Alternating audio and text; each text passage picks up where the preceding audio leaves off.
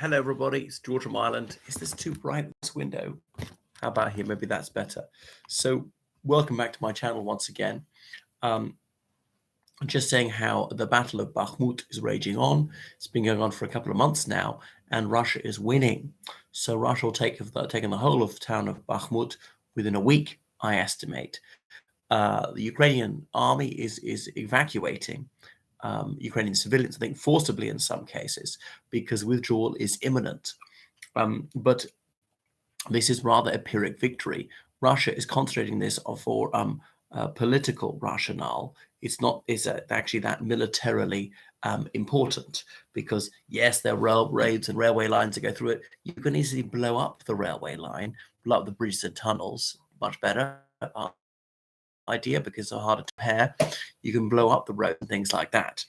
But anyway, they've invested so much in this, they've got to win it. That's what the Ruskies reason.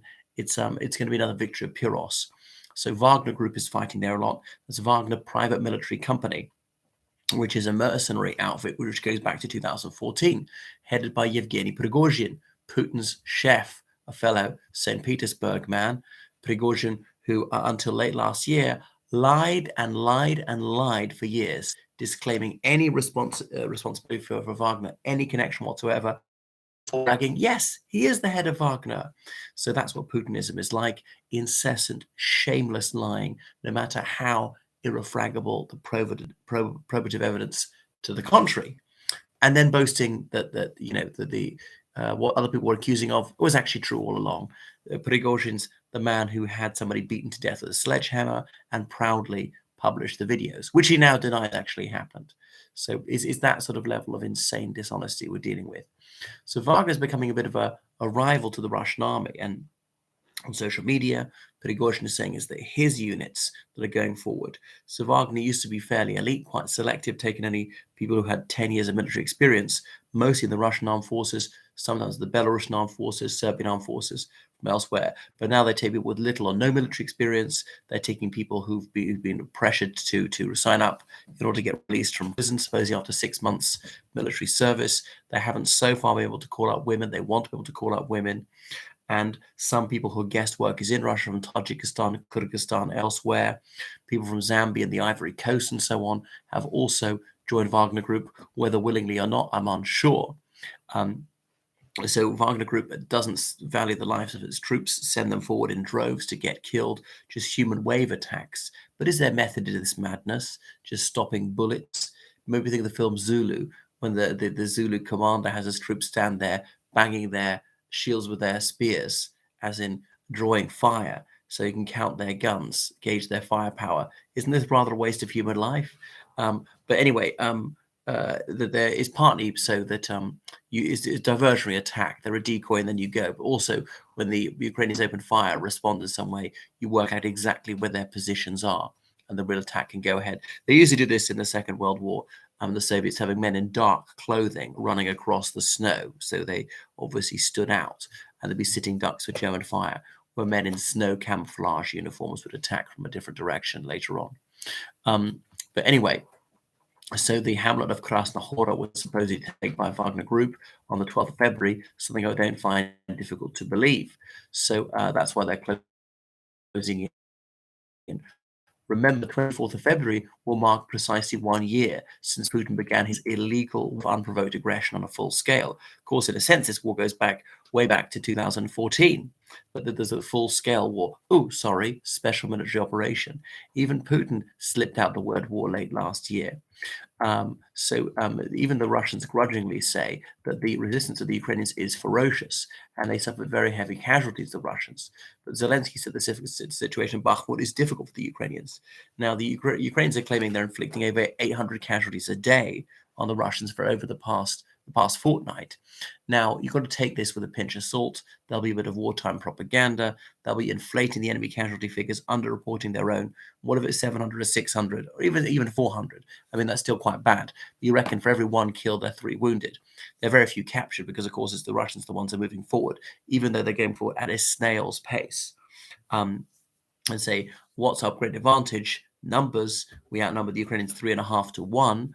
a prison population of over 550,000, and they've conscripted about 500, so about 50,000 from the prisons. They can afford to be fairly selective. Some of those they could still conscript, but others are real dregs, are just physically wrecked, or are just so dangerous you wouldn't want to put a gun in his hands to be a danger to his own side. But no doubt that they will call up more, just empty them and just use them as chaff, cannon fodder. Will in Russian they call it meat. Actually, these soldiers whose lives you don't care about are simply going to throw away. But there'll be a big offensive, no doubt, about the 24th of February. And Putin wants to have a speech to mark Defenders of the Fatherland Day, which of course marks the day in 1918 when there was the first call up for the Red Army during the Russian Civil War.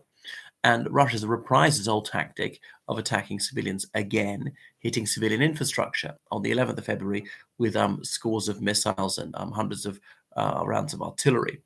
And that did cause a bit of a problem, something they hadn't tried for about a month. But it's clearly failed. You think they might have learned that one now? If they concentrate on that fire on Ukrainian military positions, that it might work better for the Russians. And yes, they sometimes have taken out up to 40% of the Ukrainian energy infrastructure. Much of it has been repaired. They're getting better at doing that, doing it faster. Winter is coming to an end. In a month, they won't really need heating. So it's just an annoyance. But they're really just that spiteful. They're so vicious. They've done this even when it's a waste of ammunition, even when it's actually helped the Ukrainians win. If they concentrated all their firepower on the Ukrainian military, the Russians would have done rather better. Anyway, so no doubt towards the 24th of February, there'll be more attacks. I think there probably will be attack in the north towards Kiev. I think they'll take Kiev, and they don't actually intend to. It's just diversionary because the build-up of forces in Belarus is nowhere near enough to be able to take Kiev. They weren't able to take it a year ago. They're certainly not able to take it now, but it'll be a bit of a decoy for wherever the main thrust is. I think maybe the lesson they've learned from last year is they can't attack upon multiple axes of advance. It has to be one, and that's probably the one in Bakhmut, Luhansk district. There may be, smaller diversionary attacks in other regions around Zaporizhia and so forth. All right, so the war's going to go on for a year and a half. Obviously, Putin wants to make significant headway before these Western tanks arrive. And if Western countries decide to provide the Ukrainians with the jets, and I think they should, it's going to take at least several months to train them on those. So look at Russia. A year from now, what's going to happen? Ukraine will have hundreds of Western tanks, which are worth 2 or 3 of the Russian tanks, and it may have dozens of Western jets. So the situation is going to get harder for the Ruskies. The economy is going to continue to shrink and probably start contracting at a faster speed. Russia's not going to be able to sell so much oil and gas, even if Western countries are willing to buy it. The European Union has reduced its dependency on Russian oil and gas significantly. Thanks for watching. Goodbye. Hello?